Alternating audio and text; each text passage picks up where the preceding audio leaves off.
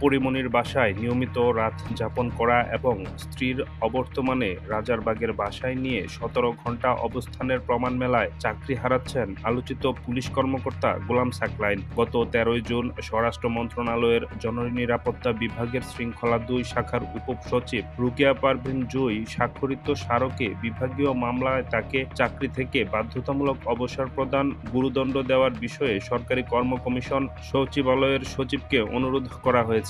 মঙ্গলবার শৃঙ্খলা ২ শাখার স্মারকটি গণমাধ্যমে প্রকাশ পায়।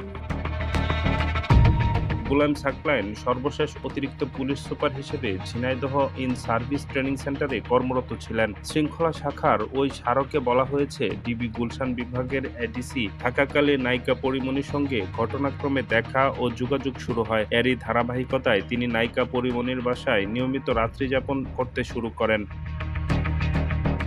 পুলিশ অধিদপ্তরের এলআইসি শাখা থেকে দেওয়া এক ফোনের সিডিআর বিশ্লেষণ অনুযায়ী ২০২১ সালের ৪ জুলাই থেকে ৪ আগস্ট পর্যন্ত তিনি বিভিন্ন সময়ে নায়িকা পরীমনির বাসায় অবস্থান করেছেন। নায়িকা পরীমনির মোবাইল ফোনের ফরেনসিক রিপোর্ট পর্যালোচনা করে দেখা যায়, তার ও পরীমনির আদান-প্রদানকৃত মেসেজগুলো ২৯ জুলাই থেকে ৩ আগস্ট শামসুন নাহার স্মৃতি ওরফে পরীমনির ফেসবুক আইডি ও গোলাম সাকলাইনের শিথিল নামের ফেসবুক মেসেঞ্জারের কথোপকথন এবং তাদের হোয়াটসঅ্যাপ নাম্বারে কথোপকথন সাধারণ পরিচিতি বা পেশাগত প্রয়োজনে স্থাপিত কোনো সম্পর্কের নয়, বরং অনৈতিক প্রেমের সম্পর্ক।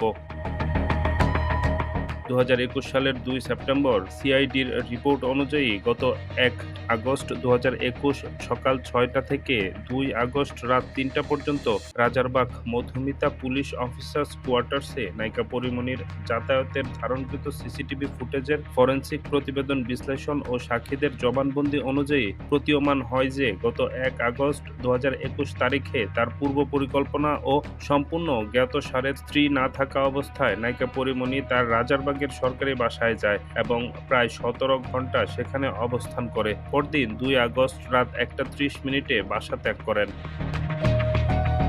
তার ও নায়িকা পরীমনির সম্পর্কের বিষয়টি বিভিন্ন অনলাইন ও প্রিন্ট মিডিয়া এবং টেলিভিশনে ব্যাপকভাবে ছড়িয়ে পড়ে এবং যার ফলে জনমনে এ বিষয় নিয়ে নানারূপ বিরূপ প্রতিক্রিয়া ও সমালোচনার জন্ম দেয়।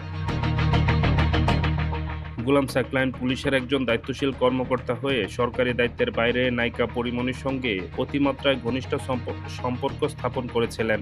তিনি বিবাহিত ও এক সন্তানের জনক হওয়া সত্ত্বেও পরীমনির সঙ্গে তার বিবাহ বহির্ভূত অনৈতিক সম্পর্ক স্থাপন, পরীমনির সঙ্গে জন্মদিন উদযাপন ও নিজের সরকারি বাসভবনে স্ত্রীর অবর্তমানে সময় কাটানোর মতো ঘটনা বিভিন্ন মাধ্যমে প্রচার হলে তা সরকারের ভাবমূর্তি ক্ষুণ্ণ হয়।